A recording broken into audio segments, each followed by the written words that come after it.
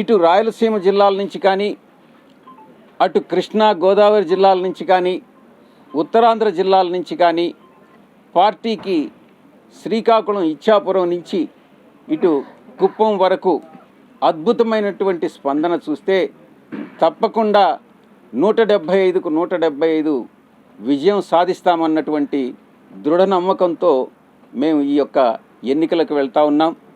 ఇది ఆఖరి సభగా భావించి ఈ సభ తరువాత ప్రతి నియోజకవర్గంలోనూ వీలైనంత సాధ్యమైనంత వరకు మా పార్టీ అధ్యక్షులు గౌరవ ముఖ్యమంత్రి వర్యులు పర్యటనలు చేసి ప్రజలకు ఎలా పరిపాలన అందించామన్నటువంటిది ఎలక్షన్ క్యాంపెయిన్ ద్వారా చేయడం జరుగుతుందన్నటువంటి విషయాన్ని తెలియజేస్తా ఉన్నాను. ఇక్కడ ఈ సభకు సంబంధించి ప్రజలకు ఎటువంటి ఇబ్బందులు కలగకుండా మంచినీటి సదుపాయం, మిగతా అన్ని సదుపాయాలని కానీ, టాయిలెట్ సదుపాయాలని కానీ అన్నిటినీ కూడా కల్పించాల్సిందిగా పార్టీ అధ్యక్షుల వారు ఆదేశించడం జరిగింది.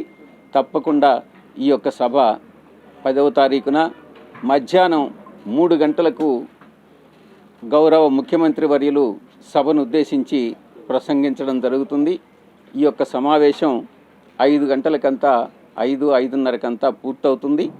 ఆ తర్వాత ఇక్కడికి సభా ప్రాంగణానికి విచ్చేసినటువంటి అతిథులందరూ కూడా తిరిగి వెళ్ళిపోవడం జరుగుతుందన్నటువంటి విషయాన్ని మీకు తెలియజేస్తా ఉన్నాను.